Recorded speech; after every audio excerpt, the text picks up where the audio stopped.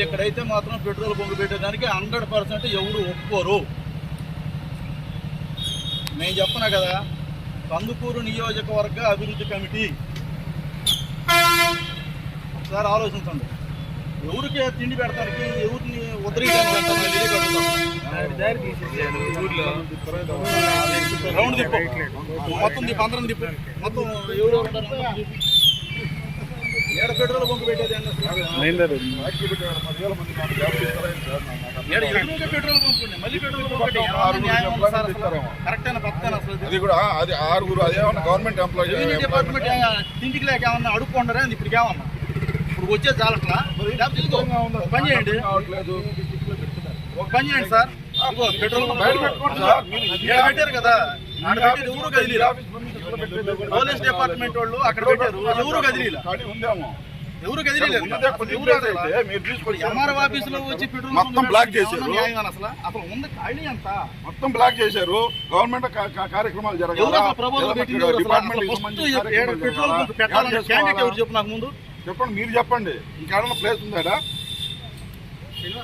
Agriculture department ఉంది, revenue department ఉంది, MBO department ఉంది, ఎంఈఓ ఆఫీస్ ఉంది, తెలుగు ఉంది. అసలు ఎవరు దీనికి ప్రపోజల్ పెట్టింది అంటున్నా నేను. దాని గురించి మాట్లాడుతున్నాను అంతవరకే. కానీ అవుట్లెట్స్ పెట్టాలని మాకు ఇంట్రెస్ట్ ఉంటుంది.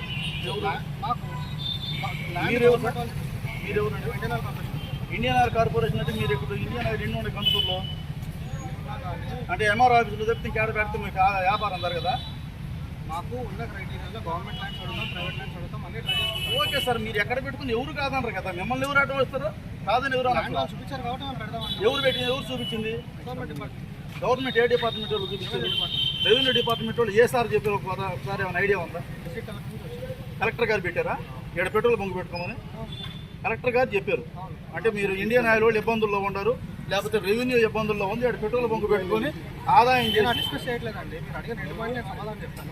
ఓకే సార్, సారీ నేను కూడా ప్రాఫిట్ లో ఉందా, లాస్ లో ఉందా, మీరు అన్నట్టు రెవెన్యూ డిపార్ట్మెంట్ ఇక్కడ డబ్బులు లేవని నేను డిస్కస్ చేయట్లేదు. నేను అంటుంది మీరు ఇప్పుడు కొలుస్తున్నారు కాబట్టి మిమ్మల్ని అడగకపోతే నేను కలెక్టర్ గారికి అడిగి పోయి చంద్రబాబు నాయుడు గారికి పోయి నేను అడగలేరు కదా. ఎన్ఓసి వచ్చిందా? వచ్చింది కాబట్టి మేము వచ్చాము. ఒక్కటే గుర్తుపెట్టుకోండి, ఇక్కడ మాత్రం పెట్రోల్ బంక్ పెట్టేదానికి 100% అవకాశాలు ఉండవు. మేము మాత్రం ఒప్పుకోము. ఓకేనండి, అది జనాభిప్రాయం తీసుకున్నారా? జనాల అభిప్రాయం తీసుకున్నారా? మేము ఎన్ఓసీకి దరఖాస్తు పెట్టుకుంటాము, వాళ్ళు ఎన్ఓసీ ఇచ్చారు, దాన్ని బట్టి మేము కన్సల్ట్ చేసుకోవాలి. ఎందుక ఎంఆర్ఓ ఆఫీస్ కూడా బగలగొట్టి ఆడ కూడా పెట్టండి సరిపోయి దొంగ 10 గోళ్ళు లేకుండా. ఎన్ఓసీ ఇస్తారు వాళ్ళు కూడా. ఇది ఖాళీగానే ఉంది, ఇదంతా ఖాళీగానే ఉంది కదా సార్. అది నిరుపయోగంగా పడి ఉంది, దాంట్లో పెట్టండి. నేను ఒకటే చెబుతున్నా సార్, కందుకూరు నియోజకవర్గ అభివృద్ధి కమిటీ తరఫున మాట్లాడుతున్నాను నేను. దాంట్లో నెంబర్ని అది ఇక్కడైతే మాత్రం పెట్టేదానికి 100% ఒప్పుకోము. అది మేము కూడా చేసే పని మేము కూడా చేస్తాము. సరే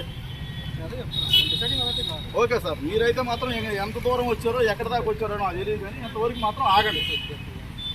ఎందుకంటే అందరూ అభిప్రాయం తీసుకొని అందరికి ఆమోదయోగ్యం చేసుకొని మీరు పెట్టుకోండి, కాదని మేము అన్నాం. అంతేనా? మిమ్మల్ని మేమే అనట్లా. నేను అదే అంటున్నాను. ఓకే సార్, డిసైడింగ్ అథారిటీ ఎవరు? ఎంఆర్ఓ గారు. చేయమని వాళ్ళే చెప్పాలి, చేయదని వాళ్ళే చెప్పాలి. అంతే. మేమనేది మిమ్మల్ని గురించి మేము మాట్లాడుతున్నాం. ఇప్పుడు మన ఇద్దరిది ఏముంది సార్, ఇప్పుడు చూసేది కాబట్టి సరిపోయింది. చూడకపోతే మీరు కోల్చుకొని పోతారు కదా. కోల్చుకున్నది మాత్రం ఏమైపోతుంది చెప్పండి విషయం. ఆల్రెడీ మీకు ఎన్ఓసి వచ్చింది అంటారు కదా, ఎన్ఓసి ఏ రకంగా ఇచ్చారు, ఎవరు ఇస్తారు, ఎట్లా ఇస్తారు, అసలు ఏ రకంగా ఇస్తారు చెప్పండి కొద్దిగా ఒకసారి మీరు ఆలోచించండి. మీరు ఆలోచించండి, జనరల్ గా ఆలోచించండి. వేరే అప్లికేషన్ పెడతాము, ఇప్పుడు ఆధార్ కార్డు కూడా కావాలని అప్లికేషన్ పెడతాము. వాళ్ళు ఏం చేస్తారు నాకు కూడా అది కాదు, రాసి అప్లికేషన్ పెడతాను నేను కూడా. అది కూడా అసలు నాకు కూడా 99 సంవత్సరాలకు లీజుకి రాసి అయితే అది కూడా అది ఆ ఎంఆర్ఓ ఆఫీస్ ఉంది, నేను కూడా పెడతా. అందుకని ఇది మాత్రం 100% ప్రజా వ్యతిరేక విధానం ఇది. దీన్ని మాత్రం మనం కందుకూరు నియోజకవర్గ అభివృద్ధి కమిటీ తరఫున తీవ్రంగా ఖండిస్తున్నాం.